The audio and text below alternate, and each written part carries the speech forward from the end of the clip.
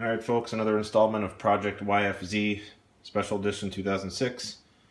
As you can see, I have the carb completely dismantled here. In my opinion, this is the only way to do it if you haven't gone and overhauled your carb or dismantled it and performed a thorough check in a long time and it hasn't been running right. I recommend to do this or have someone do it.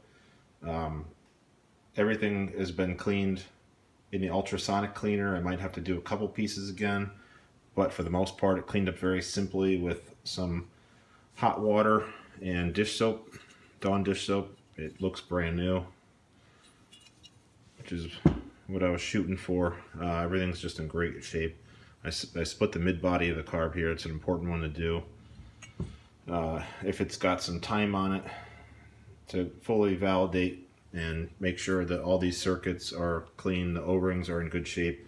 These O-rings can deteriorate easily if you let this thing soak in carb cleaner. I've seen some other videos where people are spraying carb cleaner all throughout the carb, trying to, free up any clogged jets or clean out any gunk in there. But the problem is it's going to sit in here and it's going to destroy these O-rings in a hurry. This one has not been cleaned that way. It's in beautiful shape. However, I will still replace this mid-body O-ring set just to make sure this thing is 110%. Bowl cleaned up really nice. It just looks wonderful. Stock jets were inside of it. The pilot jet itself here was the primary issue. This had corrosion in the inside, and I did clean it, but for no reason, just to see before and after results.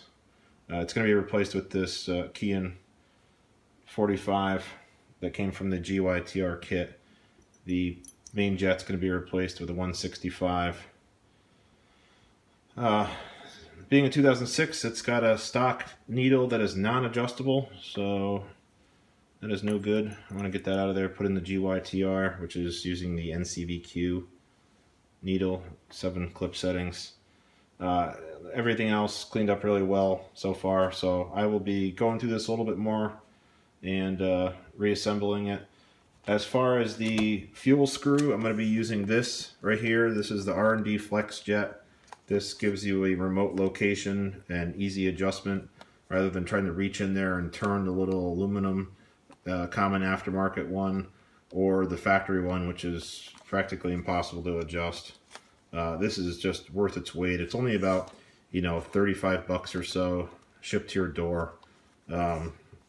Highly recommended. There's no other way, in my opinion, to get it dialed in.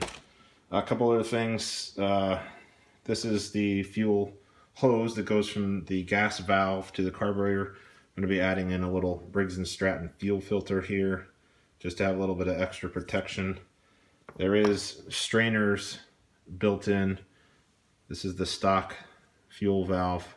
I elected to replace this. It's got some corrosion and had some junk inside the screens and little strainers there. Just didn't feel like using that crusty old part. It's been sitting in gas for a long time. This machine's put a lot of time in storage. So I got this new one out of the Yamaha box. Only about 30 bucks. I got it on eBay. This will be nice to kind of restore the fuel system. I got some Yamaha O-rings and various tidbits to freshen up the carb. And here is my intake boot. I cleaned this up with soapy hot water. It was missing the screw when I got the machine, and some mud had gone inside of here, some mud deposited rather, because the clamp had no tension and this had popped off the airbox here.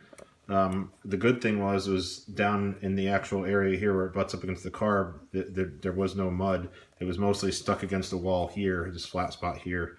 So I am not too worried about how much dirt got ingested to the engine, but it's very important that you prevent that any way possible, because the valve seats hate dirt, and as does everything else inside the engine. It's just not a good thing you want going through there. So so this is the breakdown of what I got going on. I also cleaned up the gas tank. We'll take a look at that.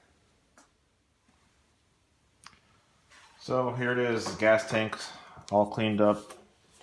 Again, common theme, hot soapy water really works the best. I flushed the inside of the tank out. It looks like it had some, some crap in there from somebody's gas can that maybe just wasn't kept clean enough. It was almost metallic looking glitter. It didn't look as bad when I actually had drained it out, but I want to start over fresh with this quad. I really want to have a top-notch fuel system and give it the good once over. This is where your fuel valve attaches right here. I got that new one that'll be going in. So there's that, and I also cleaned up this plastic plate underneath. That's where the fuel valve is. So just kind of cleaning things up and some prep work to have this fuel system working 110%. I also drained the oil out of it, drained the oil out of the oil tank and the crankcase. Didn't look that great. It was definitely time to be replaced. So I also I'm going to put some fresh oil in it. The engine will be coming apart to an extent, but I at least want to have some fresh oil in there. I don't want old, dark oil to work with. I open the engine up, I want clean oil inside there. It wasn't too expensive to put a couple quarts of oil in it and run the engine a little bit and just flush some fresh stuff through it. Makes life a little easier when you're opening it up. So right now I'm working on getting the carb freshened up. The intake is going to be next. I'm going to be doing the Pro Design K&N filter upgrade to that and getting rid of the foam filter that came out of it, along with the piece inside the air box that's got the witch's hat, if you will. Drill the rivets out, remove that. I'll be covering that soon. But I'll be going over the carb a little bit more in detail as it's assembled, as far as some of the adjustments and the way the carb will be going back onto the quad. So that's going to be it for now. Thanks for watching.